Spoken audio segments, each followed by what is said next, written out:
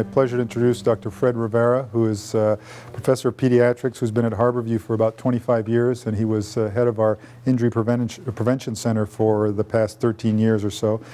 And he's going to talk about injury prevention, insights from pediatric spinal cord injury experience. Thank you very much. I thought I'd approach this by first reviewing with you what's the epidemiology of the problem, looking at who gets injured and how, and then talk about how we can prevent those injuries from happening. First of all, how common are pediatric spine injuries? There are about 20% of kids come to the emergency room each year for treatment of an injury, and about 200 per 100,000 kids are hospitalized for injuries each year. Looking at national data from the many state discharge databases as well as from pediatric trauma registries, 3% of those are spine or back injuries, which translates to about 6 per 100,000 kids are hospitalized each year for spine or back injuries. And overall, about 2 per 100,000 are spinal cord injuries. I'm sure you're all familiar with the Nexus data, and in that study, about 9% of the patients were under 18 years of age. 2.5% of adults had spinal injuries, but in this study, only about 1% of kids had cervical spine injuries. And this is congruent with data from the National Pediatric Trauma Registry, which is a database of trauma centers treating kids across the country, and in that, about 1.5% of those admissions had cervical spine injuries. So a little bit on who's getting injured. As you can see, and probably I'm sure from your clinical experience, the rates in males are about twice that in females. And surprisingly, unlike a lot of other injury problems, whites have higher rates of spinal cord injuries than do African Americans or Latinos, and Asians have the lowest rates. These are, again, the national database on spinal cord injuries. Now, data from the National Trauma Data Bank, which is run by the American College of Surgeons Committee on Trauma, looking at spinal cord injuries, you can see far and away the most common etiology of these are motor vehicle crashes, followed by falls. And falls are a whole mix of injury mechanisms. Probably the most common one we see here in Seattle for younger kids is falling out of windows. Sports, and then gunshot wounds are an important cause of spinal cord injuries in the pediatric age group, which again includes adolescents. A different set of data on spinal fractures. You can see again that motor vehicle injuries are the most common cause of spinal fractures, and particularly in the 15 to 19-year-olds. Falls are somewhat more common in the younger age groups, in sports in the older age groups. That was spine fractures. This is cervical spine injuries. You can see motor vehicle occupants are an important cause. Surprising to me are the number of cervical spine injuries due to sports in this series, published a few years ago in Journal of Pediatric Surgery. All right, so given those mechanisms, let's talk a little bit about the prevention of these injuries. One of the things I've learned being in this business for about the last 25 or 30 years is that education itself really has limited effect. I mean, it's not something to be totally discarded, but it really has not made a huge dent in injury rates. And probably the most effective ways to go in terms of prevention are changing the product, like having safer cars, or changing the environment in ways that decrease the risk of injury, and to have laws and regulation that really change behavior. So talking about motor vehicle crashes for kids, clearly the most important way to prevent these, just like in adults, are proper seat restraints. And for infants and toddlers, you know, the mechanism there is use of special car seats for kids, rearward facing for infants, forward facing for toddlers. But the safest place for kids is in the rear seat, and the safest place in the car is actually the middle of the rear seat. For 4 to 9-year-olds, the safest way to protect them is the use of booster seats. They're really called belt positioning seats, but they lift the kid up so they can actually use the shoulder harness. If you take an average 6-year-old, they end up being too small to use the shoulder harness, put it behind them, or just restrain therefore with the lap belt. I'm sure you've all seen chance fractures as a result of that, as well as they move forward and hit their head either on the back of the front seat or the dashboard and have head injuries and can have intra-abdominal injuries as well. For older kids and teens, clearly the best way to protect them is through the use of seatbelts. These are some data observational studies we've done here in Seattle, going out to shopping malls and daycare centers and other places, and just simply looking at how kids are restrained. And you can see that most parents do really a pretty good job for infants and young children. But then you have this huge drop-off age 4, and again, that's where kids outgrow their car seat, but are too small to use an adult seatbelt, and they're just usually restrained with just a lap belt themselves. And that has led us to be the first state in the country to have legislation requiring kids 4 to 8 years of age, 40 to 80 pounds, to be in booster seats. And then when you get up to the 9, 10-year age, they're old enough to start using the regular child restraint devices. But one of the things that's really important here is to think about the front seat and airbags. Airbags were designed really to protect the unrestrained adult passenger. All the initial crash tests were done on a 70-kilo adult male dummy. To protect an unrestrained adult male, the airbag has to inflate very rapidly at a speed of about 200 miles per hour in the rate of inflation of these things. So the force of these is huge. And the problem is that if you have a child sitting in the front seat, as you can see from this slide, is that the risk of death is actually higher if you're in a car with an airbag than not. So this would be increased risk of death. This is decreased risk of death. You can see the line crosses 1 at about 10 to 12 years of age. So in other words, for kids under 10 to 12 years of age, you're going to have a higher risk of death if you're encountering an airbag than if you're not encountering an airbag. And most of those injuries are to the head and spine. We've actually seen decapitations where a child is in the front seat, the airbag goes off, lifts the head off the body. And certainly they have an increased risk of spinal injuries. So again, the safest place is to be in the rear seat, and no kid should be in the front seat of the car with an airbag that's actuated. The other big problem with motor vehicle crashes, as you well know from your clinical experience, is alcohol. And adolescents and young adults are the group at greatest risk of alcohol-related problems. There have been various things that have been effective to combat alcohol. One is raising the minimum legal drinking age from 18 to 21. It's clearly been shown to be effective having a higher drinking age. Lowering the legal BAC limit from 0.1 to 0.8 and having zero tolerance to adolescents lowers the risk of drunk driving crashes by about 10%. Administrative license revocation. It's been passed in many states, and what it is that police can remove a license without going through a formal court proceeding, and rather than having to go to court and having a defense attorney get the person off for drunk driving. Random breath test, where the person can be stopped if there's suspicion of drunk driving and have a random breath test. That's illegal in many states, including this state. One of the things I wanted to talk a little bit more about is the alcohol tax increases. And the reason is that alcohol purchased by youth is very price responsive, price sensitive. For example, if you increase the cost of a six-pack of beer by 10%, the amount of purchase of beer by youth decreases by about 3%. For hard liquor, if you increase it by 10%, the amount of drinking of hard liquor decreases by 15%. So it's really quite price responsive, and as you can imagine, it's going to be most price responsive among youth. Here's the federal taxes on alcohol. And I think what's really interesting is this slide, which shows from 1953 to 2001, inflation-adjusted alcohol beverage prices. So you can see that actually, if you adjust for inflation, they've lost about 50%. They're 50% lower now than they were in 1953. This is an interesting set of studies done by people from the Insurance Institute for Highway Safety, looking at what's the effect of either a dollar increase in the price of a beer or banning alcohol on campuses. And these show occasional drinkers and moderate heavy drinkers. And you can see that a dollar increase in the price of a beer on a campus would result in a 40% lowering in the likelihood of drinking, the amount of drinking on the campus. While campus ban on alcohol really doesn't do a whole heck of a lot. One of the things I think all of us should be involved with in our trauma centers is offering brief interventions to patients.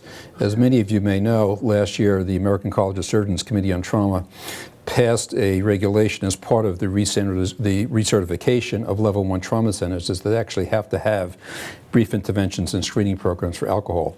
This is some data done by Larry Gentilillo, myself, and others here at Harborview, where we offer brief interventions, a 15-minute intervention for trauma patients, and this is the decrease in the amount of standard drinks per week.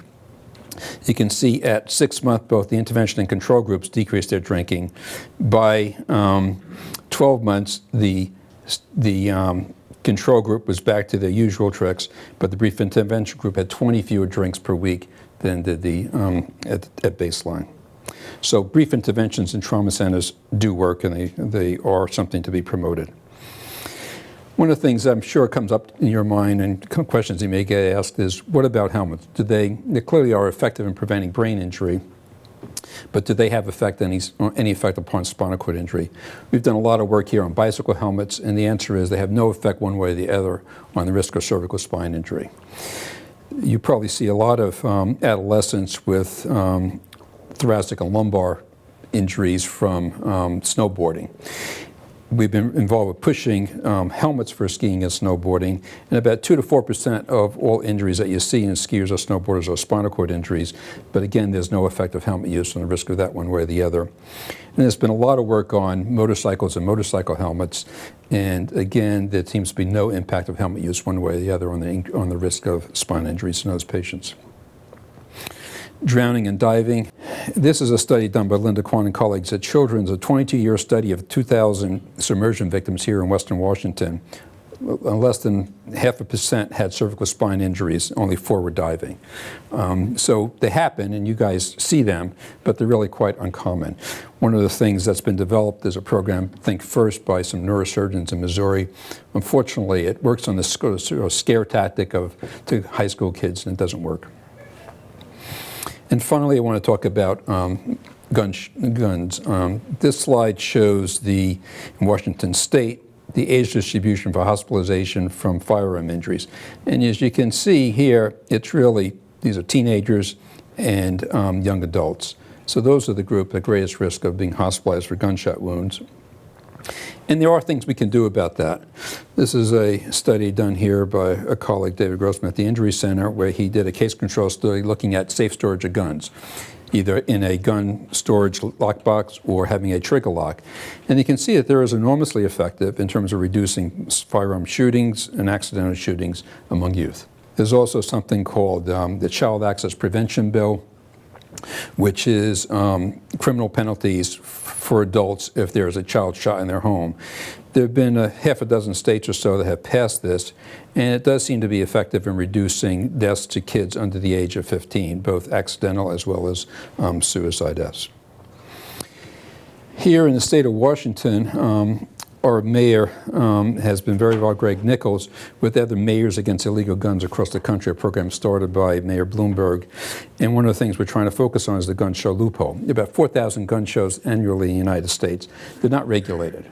And while federally licensed firearm dealers have to have background checks, at gun shows you can go ahead and buy a gun from anybody there at the gun show without any background check. And that's really an important source of illegal guns. So in summary, pediatric spinal cord injuries are rare but devastating. They should be viewed as preventable and not as accidents. And I think a few changes, particularly legislative changes, can have a large effect upon the incidence of this problem. Thanks.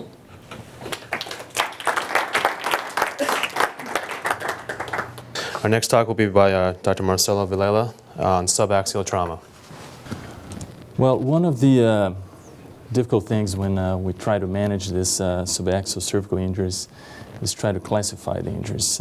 So far, there's not great consensus among all the spine surgeons as to which one is the best classification to be used. Why usually I try to basically combine the mechanistic classification of Allen Ferguson and also combine the morphology/neurological status classification proposed by the Cervical Spine Study Group, the SLIC classification, and try to come up with words basically to teach the residents in an easier way that's easier to understand what your focus is and what you should treat in terms of the injury. So initially, the burst fractures can be associated or not with the neurological deficits. And basically, this represents a true just axial load only. There's no flexion, there's no distraction, there's no extension. In most of these injuries, they can be treated with just a corpectomy for purposes of improving the neurological status of the patient when there's a spinal cord injury. And a plate only with a cage or iliac strut graft is sufficient. So now we go into the unilateral, bilateral facet dislocations. Usually the most common injuries we see are the unilateral facet fractures that have normal alignment at presentation. And once you get upright films because of the physiological loads, then you get a subluxation with rotation. You can see the pedicles, which you should not see in a lateral view of the cervical spine.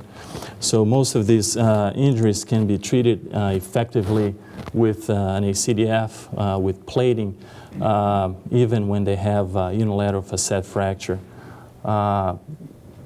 Even though Johnson paper published in Spine 2004 demonstrated that facet fractures are more likely to have an anterior construct only fail, but this has not been our experience here. When you talk about bilateral facet dislocations, this means that there's no fracture, and usually it's a bilateral jump facet, and needs to be reduced, usually in a closed manner. And most patients with bilateral facet dislocations can be treated with an ACDF and plating only. So this is an unusual case, and as published also in the same paper, Johnson in 2004, they show that actually superior end plate fractures are highly associated with failures when you use an anterior construct only. And it is unclear whether it's the bone that's fractured and then the screws pull out, or is the superior end plate fracture that does not act as a buttress for the graft and allows slippage of that body forward. So in that situation, you always have to take into account if there's a disc herniation with neurological deficits. Then it may require anterior and posterior. But if there's no disc herniation and the patient has a good neurologic examination, it is likely that you can be able to, you can stabilize the spine just with a posterior approach only. Hyperextension injuries, basically there are two groups: the patients who have non-ankylosed spines and the patients who have ankylosed spines, and it's important to differentiate those two groups before doing the treatment. Basically, patients who have non-ankylosed spines, usually there's widening of the disc space, disruption of the ALL and PLL on the MRI, high signal in the disc space in the MRI, and also retrolisthesis with increased lordosis at that level, with widening of the facet joints. These patients usually can be treated with an ACDF and plate alone, and usually is very effective in restoring the stability, since the major determinant of stability and extension is the ALL. And when you do the surgery from the front, you restore that stability back.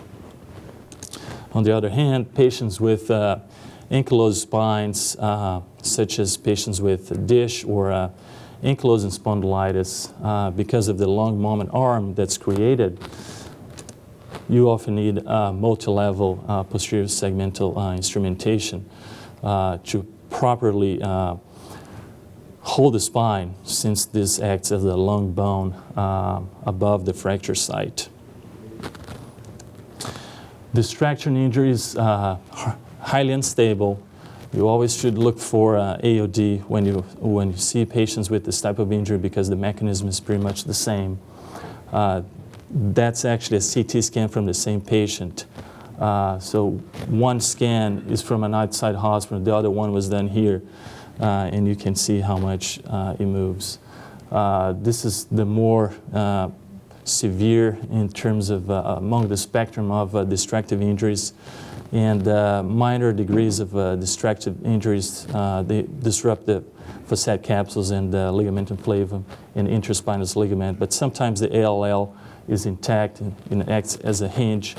But in this severe injuries, you need quite often to treat doing a front back to achieve better stabilization. In this case, patient also had an AOD, and we did an occiput to a C2 fusion. But most destructive injuries can be treated with a posterior approach only if the patient has neurological deficits related to swelling of the spinal cord or piece of ligamentum flavum that enfolded into the spinal canal because of swelling of the ligament after being disrupted. And laminectomy is often required as well. The flexion compression injuries are classically known as the teardrop injuries, and basically it's an axial load plus flexion. They're highly unstable. What you usually see in the CAT scan is a sagittal split of the vertebral body that has been fractured, along with the retro portion of the posterior body into the spinal canal, resulting quite often in severe neurological deficits. And there's displacement of either a triangular or a quadrangular piece anteriorly. There's also quite often widening of the joints posteriorly, indicating disruption of the posterior elements and disruption of the ligamentum flavum and bilateral laminar fractures.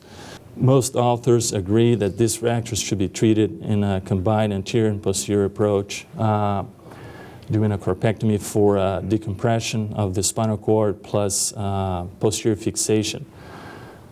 What happens in this case is if you do an anterior approach only with plating, it's likely to fail because, as you know from the D'Angelo paper, when you place an anterior plate only with a cage, there's excessive load on the bottom screws during flexion.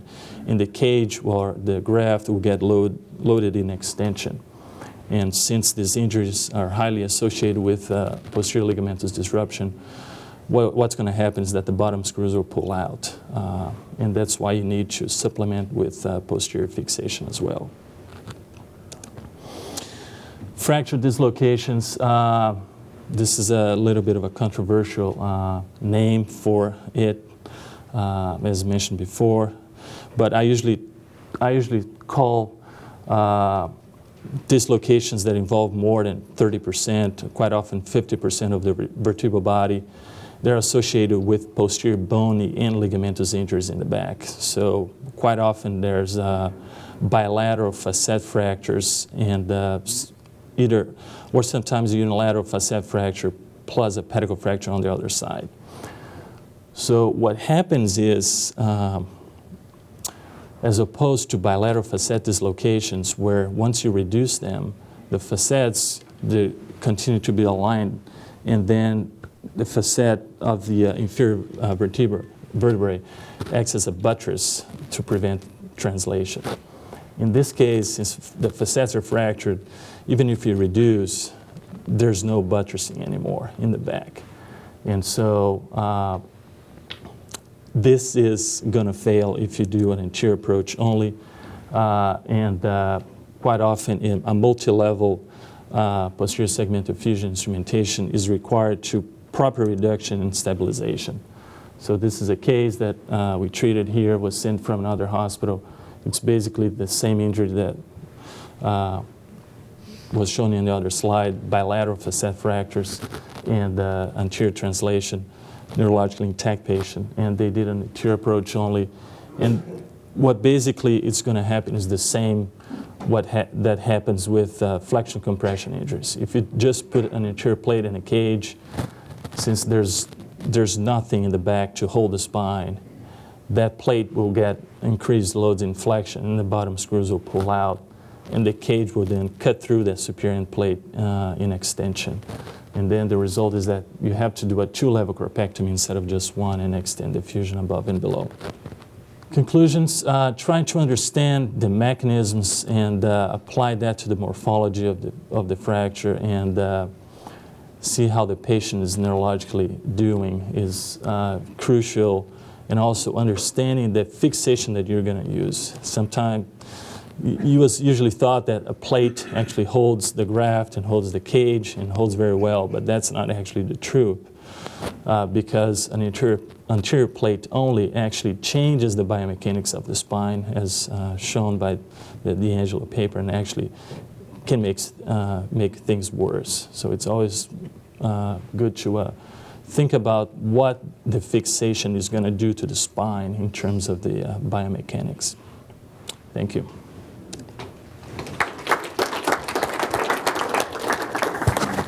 Your lecture embodied an incredible amount of work in a very short while. You seem to take a more administrative approach towards prevention of spinal cord injury, which I think we should really concentrate on. Is there anything that we as surgeons actually in your large epidemiologic-based knowledge can effectively do to help? I think that as surgeons, you're incredibly effective in the State House. I think that the legislators really listen to patient stories, as you've had here today, and they listen to doctors. They really want to hear from you what you see. And I think if you go down to the State House and make a statement in support of a law, that's going to increase its chance for success and passage. But along those lines, so what, I mean, this is, obviously the details are beyond the scope of this type of course, but if you identify something, either epidemiologically or clinically, that would benefit, that where legislation would actually benefit the population of the state, how difficult or how easy is it to make that a law or to enact a law, such as the booster seat law, for instance, that you brought up? Well, I think, for example, the booster seat law, we combine forces with the Traffic Safety Commission, which is responsible for safety here in the state, but there was also a parent whose child, educated parent, her husband worked for the newspaper in town, and she was riding in a Bronco. The child was buckled up just with the lap belt, a 4-year-old child. She rolled the car, the child got ejected from the car, and the truck crushed the child and killed him. She was incredibly articulate talking to the legislators, and they were totally mesmerized by her story, and she was responsible for passing the bill. So those patient stories really can make a huge difference.